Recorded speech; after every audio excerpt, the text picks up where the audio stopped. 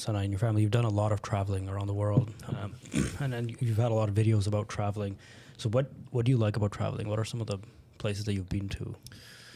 Well, Yusuf is, what is he? He's a year and a half. He's been to 11 countries. Awesome. Yeah. So, and he's not remember any of it. No. Well, but that's the beauty of social media. Is he can look back and be like, wow, my life was amazing. Alhamdulillah.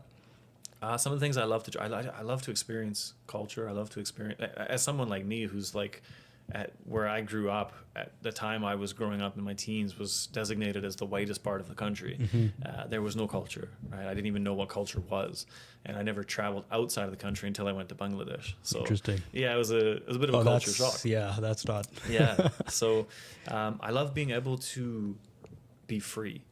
I think is the biggest part of why I love to travel. Is that being able to just, let's go here, let's go there. It's I mean, financially, it's not for everyone. People just might not want to try. There's a lot of difficulties and a lot of hardships, especially when you travel with 3 kids. It can be difficult, and the amount of luggage that my wife packs is the most difficult part. That's for all of us. Yeah, but at the end of the day, we have to acknowledge the fact that if not for their packing, our lives would be much more miserable than they are. So shout out to the wives out there. For sure.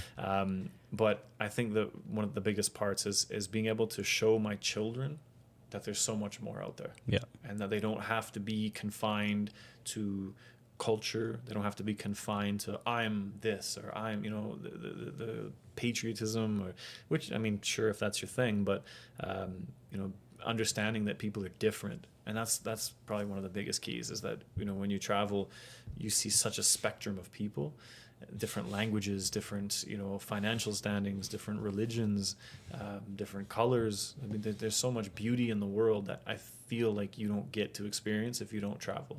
What are some of the, I guess, your family's favorites or your favorite places, the best places you've been to? Malaysia is number one? 100%.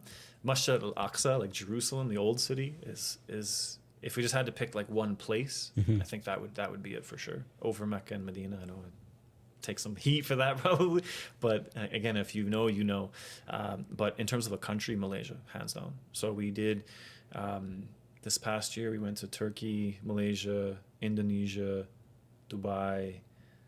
Well, this past year we actually went a few more places than that: Mexico, Spain, Dominican.